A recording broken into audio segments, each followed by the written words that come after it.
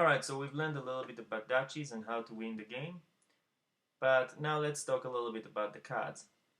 So every impulse, each one of the country, each one of the nations will be able to play a card either for its CP value or for its event. I'm not going to cover playing it for the event. You basically read what the event does and you follow it. It's fairly simple. Sometimes they're more complex than others, but it doesn't really matter that much.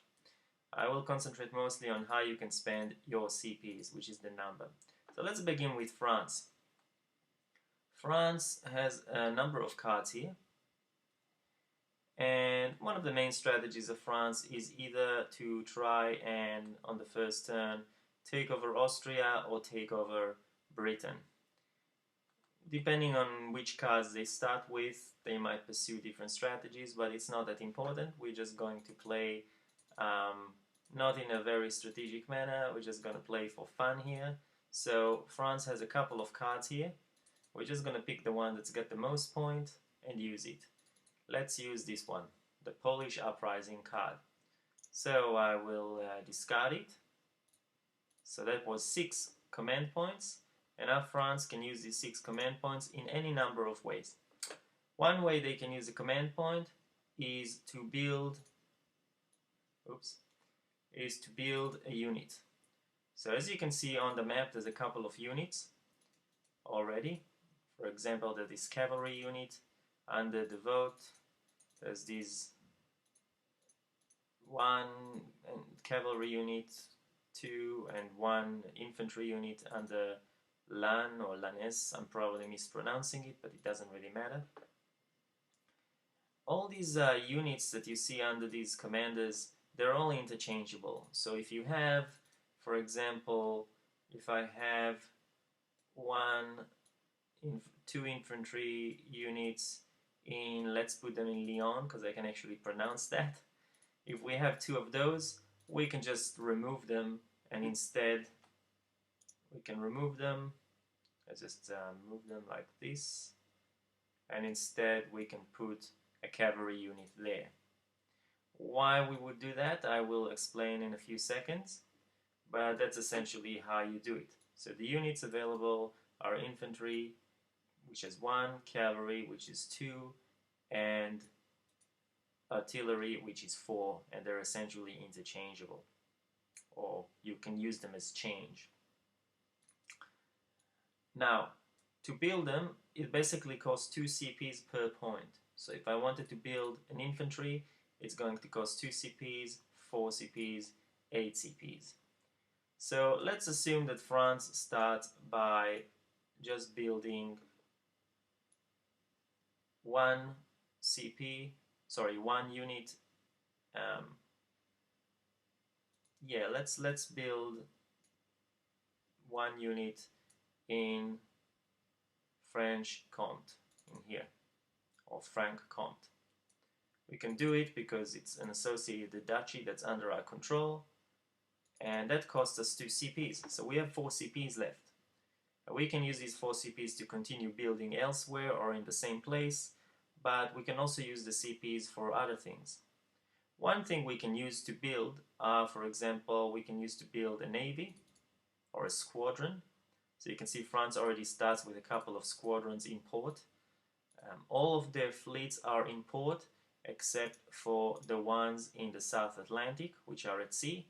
There is a combined French and Spanish fleet here, as you can see, and this is essentially the combined fleet from the Battle of Trafalgar. So if the British wants to get there and do some nasty business, they might be able to do it quite easily, because as you can see, the British control the seas at the start of the game, and possibly throughout, depending on how the situation proceeds. So we can build any sort of ground unit for 2 CPs, or we can build one for 4 CPs. For example, in here at the start of the game, there's already been one that was built. As you can see, it says build 4, and it was built in port. When you build a squadron, it's not actually going to come that same turn. You're going to have to wait at the start of the next turn, in which that naval build marker will disappear and you'll actually be able to maneuver it out of the port. So building squadrons is a very lengthy process. It takes a long time for them to become active. But we won't be covering squadrons. So that's essentially what you can build. You can also build leaders.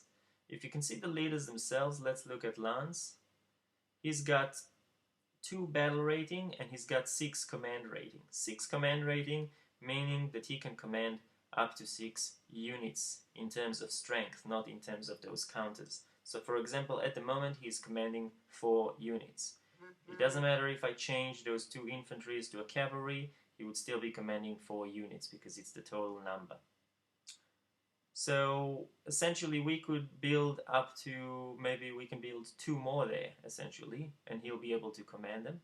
But if you wanted to build leaders themselves, and pretty much almost all nations start with some leaders they can bring on board, we would have to pay CP value, which is the value of the leader's command rating.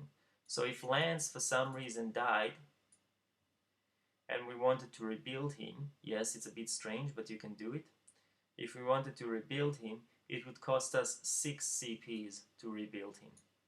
I guess it's a bit strange, you know, he dies and you rebuild him, but you have to remember that this does not represent just Lance, it represents his entire command.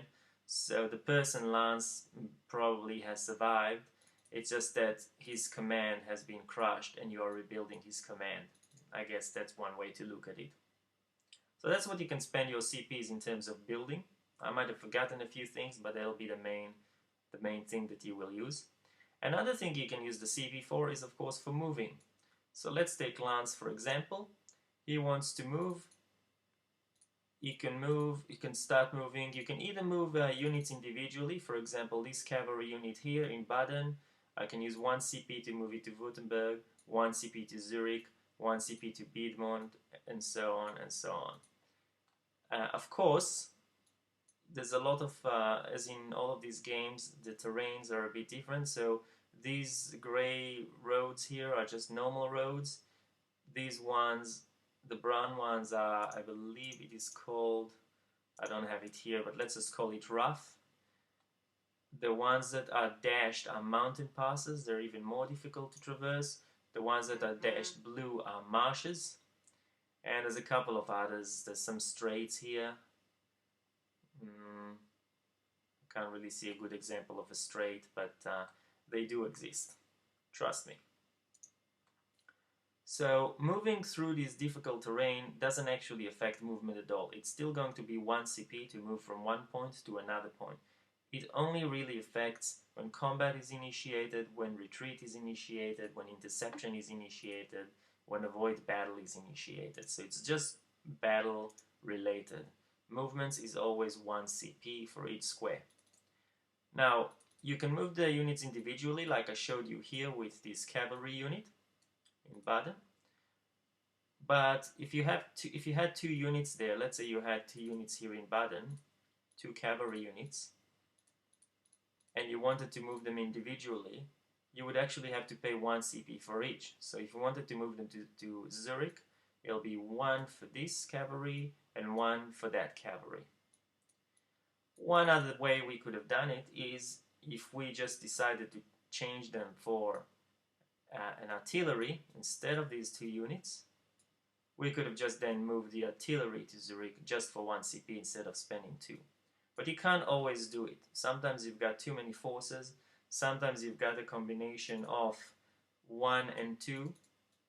Yep, if that was the situation here, for example, let's just remove those. They are drowning at sea in the North Atlantic Ocean. But let's say we had this situation here, and they wanted to move from Baden to Zurich.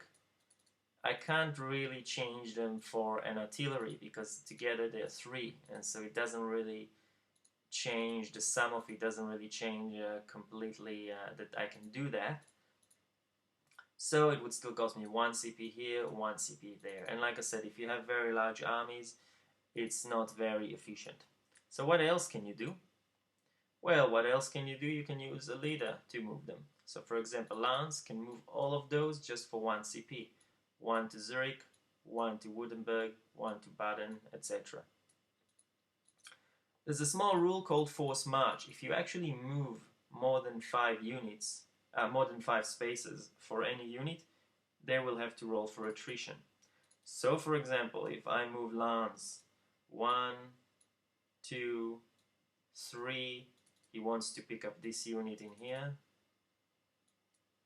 If I can find it. Yep, I did. 4.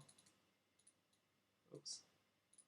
If he moved his 5th space, 5, then all of the units except for the one that he picked, because the one that he picked only moved 2 spaces, will suffer attrition. Attrition is very simple. Doesn't matter what causes the attrition, and there's a lot of things that can cause attrition, but attrition from forced march, for example, is the same as attrition from retreating into battle, is the same as everything else. What you do is you roll a die per one of these units that you have here, and the leader is also a unit. So let's assume this unit here does not suffer attrition because it only moved 2. So we have 1, 2, 3, 4, 5 dice to roll. You would roll 5 dice, and any 6s that you get, we got nothing, so that's good, but any 6s that you get will kill a unit from that formation. So that is movement. You usually want to move 4 and 5 only in extreme cases. One other thing you can do with movement, you can also convert a CP to move your navies to essentially each CP that you use for movement for a navy counts as 2 maneuvers. So each maneuver is half movement. Again, I won't touch it too much because it's naval rules. We might have a look at it later, but that's another thing you can use CP for movement. And all these CP expenditure, you can intersperse it however you want. You can move 2 spaces, build a unit, move another space and attack, build another unit. As long as you've got the CPs to do it, you can do it in any order that you want.